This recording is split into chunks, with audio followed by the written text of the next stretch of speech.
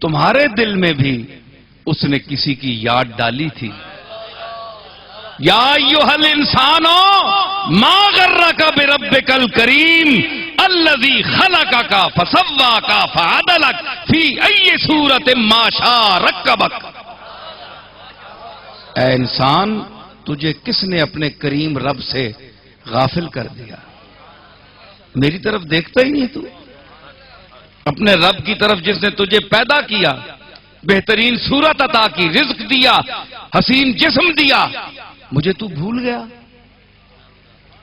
اس نے اپنی لگن تمہارے انسان کے دل میں رکھی ہے.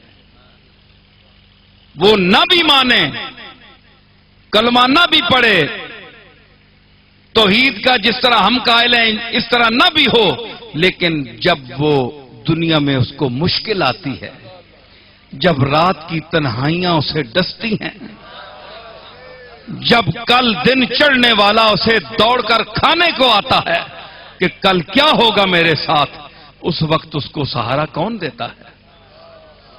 وہی مالک دیتا ہے.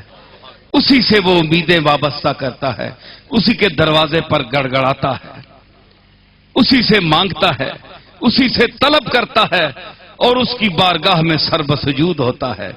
تو اس کافر کا آسرا بھی وہی ہے.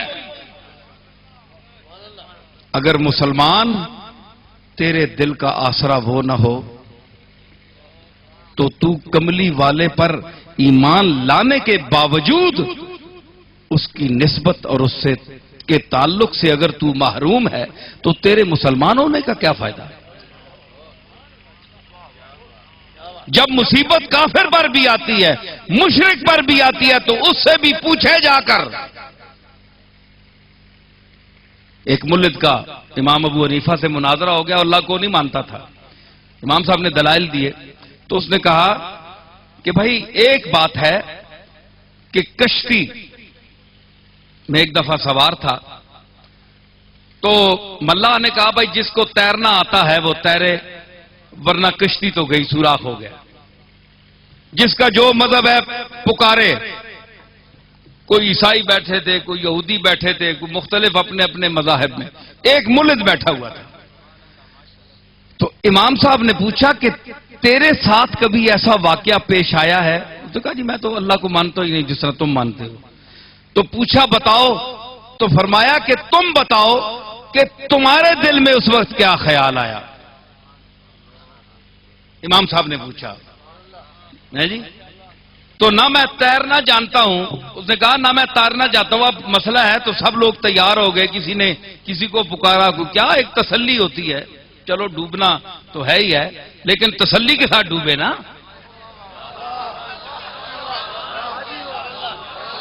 اطمینان کے ساتھ مرنا بھی بڑی دولت ہے جی.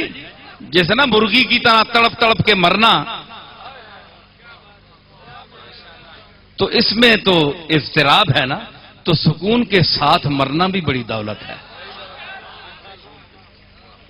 اس نے کہا مرنا تو ہے ہی لیکن یہ لوگ سکون کے ساتھ مر رہے ہیں جی. تو تیرے دل میں کیا خیال ہے؟ اس نے کہا کہ نامعلوم، مجھے پتہ نہیں وہ کون ہے، اس کے ساتھ میری امید وابستہ ہو گئی کہ ہائے کوئی مجھے بچاتا، ہائے کوئی مجھے بچاتا. امام صاحب نے فرمایا وہی اللہ ہے میرا، جو تیرا خیال ہے نا کہ ہائے کوئی مجھے بچاتا، وہی تو مالک ہے.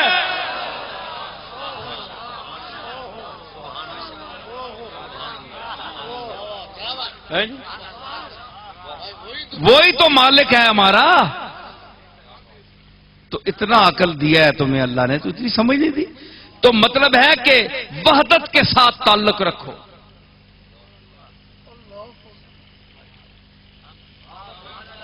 بابا فرید تو فرمایا، دیکھا نہیں یار، چلا کرو میرے ساتھ.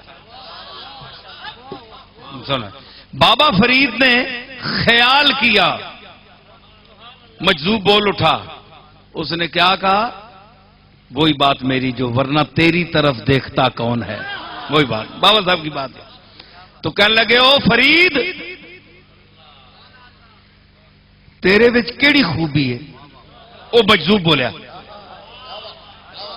ایک نک، دو اکھیاں، دو کان، دو ہاتھ، دو پیر، جو تیرے او میرے،